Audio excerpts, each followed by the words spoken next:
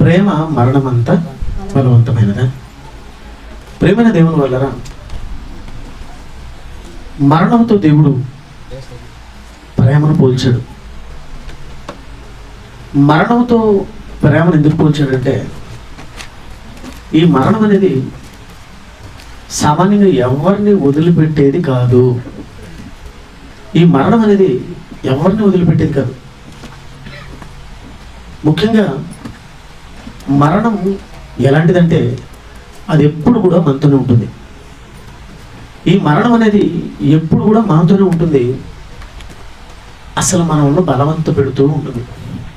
అంటే ఎలాగా? నువ్వు ఎప్పుడెప్పుడు చచ్చిపోతావా అని ఎదురు చూసేది ఎవరో తెలుసా? మరణం. మనమందరం ఎప్పుడెప్పుడు ప్రాణాలు పోగొట్టుకుంటామా అని ఎదురు చూస్తూ ఉంటుంది.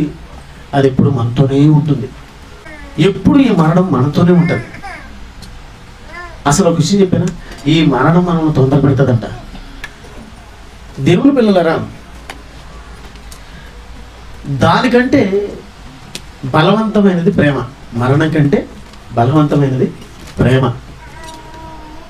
దాంతో ఎందుకు పోల్చాడంటే, ప్రేమ కూడా దానిలాగే. దేవుడు కొన్నిటితో పోల్చుకున్నాడండి. అంటే మనకు అర్థం అవడానికి, ఒకరి తల్లి వాణిని ఆదరించినట్లు నేను మిమ్మను ఆదరించుదును అన్నాడు. అంటే తల్లితో ఎందుకు పోల్చుకున్నాడు? ఏమండి, బిడ్డ పుట్టిన తర్వాత ఇక ఆ బిడ్డ పెద్ద అయ్యేంతవరకు, లేదంటే ఈ తల్లి ఉన్నంత వరకు ఆ బిడ్డ కోసమే అల్లాడిపోతూ ఉంటుంది. నిజమే కదా చెప్పండి? ఆ బిడ్డ పుట్టిన తర్వాత ఆ బిడ్డ కొరకే కాదు, ఆ బిడ్డ బ్రతుకున్నంతకాలం, ఒక మాటలో చెప్పాలంటే ఈవిడ బ్రతుకున్నంతకాలం ఎవరితో ఉండాలనుకుంటుంది? ఎవరికి చేసి పెట్టాలనుకుంటుంది? ఎవరికి సంపాదించి పెట్టాలనుకుంటుంది? అంటే తల్లి ప్రేమ చాలా గొప్పదండి, ఉన్నతమైనటువంటిదండి. ఎప్పుడు చూడు బిడ్డకు పెట్టాలి, బిడ్డకు పెట్టాలి, బిడ్డకు పెట్టాలి, బిడ్డకు పెట్టాలి. పెళ్లి జరుగుతుంది, చూస్తున్నాను. ఈ మధ్యకాలంలో 2-3 పెళ్లి చేశారండి. ఆ పెళ్లిలో ఒక తల్లి ఏమంటే భోజనాలు పెట్టేటప్పుడు ఆ లడ్లు పెడతారు, మిక్చర్ పెడతారు, బాదుషాలు పెడతారు, కొన్ని ఐటమ్స్ పెడతారు కదా భోజనానికి ముందుగా. ఆవిడ తినకుండా బయటికి తీసి చిన్నగా వాటిని బయటలు వేస్తాను. ఎవరికి? తినచ్చు కదా. ఆవిడ ఎందుకు తెలియదు? చెప్పండి. ఆవిడకేం నాలుగు లేదా రుచి తగలడానికి? కడుపు లేదా? ఉంది కదా. మరి ఎందుకు ఆవిడ తినకుండా మరలా ఆవిడికి వేయలేదేమో అని చెప్పి మరలా లడ్డేసాడు ఒక ఆయన వచ్చి. మరలా ఆ లడ్డు కూడా మరలా చిన్నగా దయచేస్తుంది. అంతా గమనిస్తున్నాను. ఎవరి కోసం అంటే ఇంట్లో ఉన్నటువంటి తన బిడ్డల కోసం. వాడు స్కూల్ నుంచి రాగానే రే లడ్డు, ఇదిగోరా లడ్డు అని వాడికి పెడతాది. అంటే ఆ తినేదాన్ని చూసి ఆనందపడుతూ ఉంటుంది. మీరు గమనించండి, నా బిడ్డ చూడు ఏం తింటున్నాడు, ఎంత బాగా తింటున్నాడు వాడు, అమ్మ అమ్మ అమ్మ అమ్మ అని తింటా ఉంటాడు. వాడిని చూస్తూ అబ్బా నా బిడ్డ ఎంత బాగా తింటున్నాడు అంటే అదొక ఆనందం మాకు, అదొక సంతోషం మాకు. సేమ్ టు సేమ్ నేను కూడా అలాగే తల్లితో పోల్చుకుంటున్నాడు. ఎవరు? దేవుడు.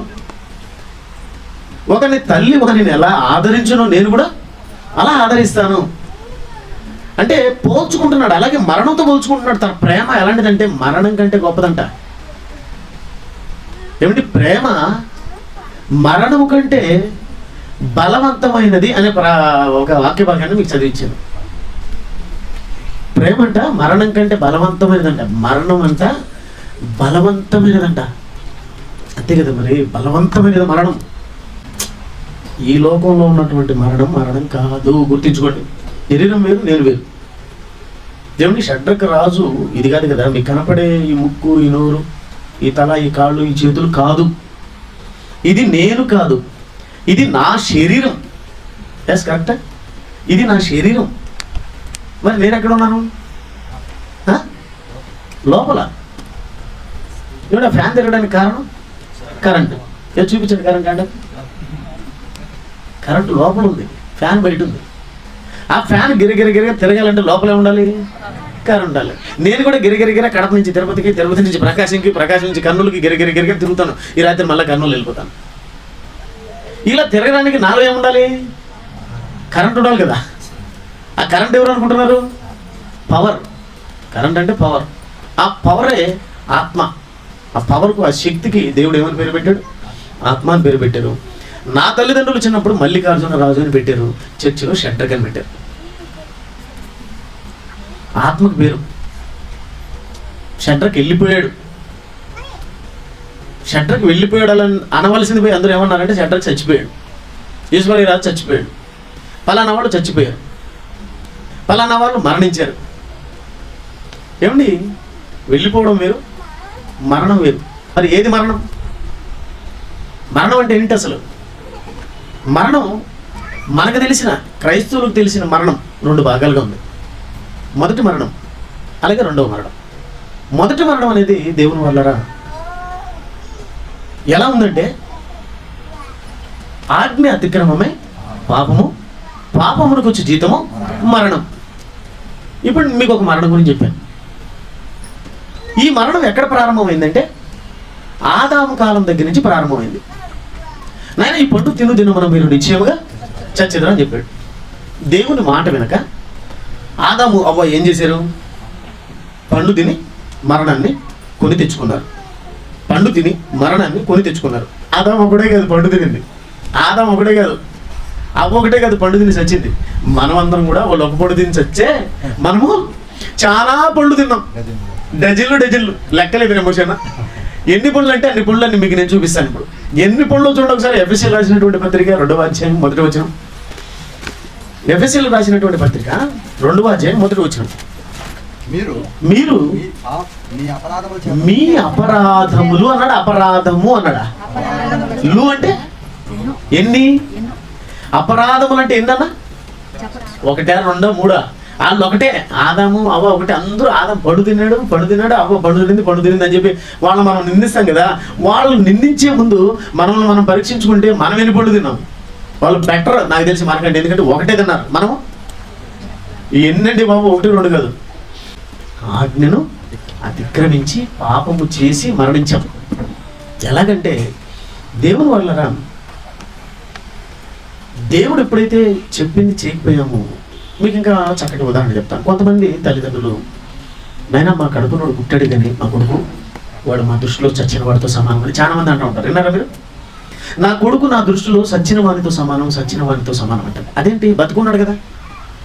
బతుకున్న కొడుకును చచ్చిపోయింది అని తల్లి ఎందుకంటే అదంటే తన దృష్టిలో, తన హృదయంలో ఏమైపోయాడు? అతను చనిపోయాడు. కూడా మనం అంతా కూడా దేవుని వల్ల ఆయన దృష్టిలో చచ్చిపోయాం. ఈ చనిపోయినటువంటి వాళ్ళందరినీ దేవుడు ఏం చేశాడంటే కనికరించాడు, కటాక్షించాడు. మీరు అందరూ చనిపోయారు కదా, మాట వినకుండా మీరు చనిపోయారు అంటే మరణించారు. ఒక విధంగా చెప్పాలంటే మీరు ఆ టైంకి పాతాళానికి వెళ్ళవలసిన వారు. కానీ కేవలం దేవుని కృప చేత, దేవుని దయ చేత, ఆయన ప్రేమ చేత దేవుడు మరలా ఒక అవకాశాన్ని ఇచ్చాడు. ఏంటి అవకాశం? తన కుమారుడైన యేసుక్రీస్తు వారి ద్వారా మనల్ని బ్రతికించాడు. ఎలా బ్రతికించాడంటే బాప్తిసం ద్వారా. చనిపోయిన మనం బాప్తిసం ద్వారా తిరిగి మరలా బ్రతికే. గుర్తుపెట్టుకోండి, అది మొదటి మరణం.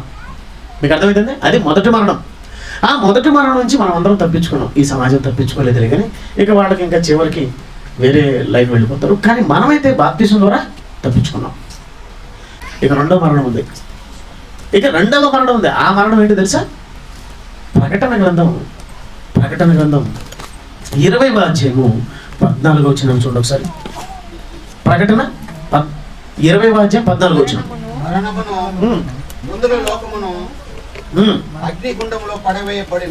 అగ్నిగుండములో పడవేయబడును. ఈ అగ్నిగుండమే అంటే నరకం. అగ్నిగుండం అంటే ఏంటి? నరకం. ఆ నరకమే మరణము. ఏ మరణము? రెండవ మరణం. ఇప్పుడు అర్థమైంది మరణం అంటే మీకు? మరణం అంటే అర్థమైంది? నరకానికి పోయేవాడే మరణించిన వాడు. ఆ నరకమే మరణము. ఆ నరకమే మరణం. ఆ భయంకరమైనటువంటి మరణాన్ని మనం తప్పించుకోవాలి.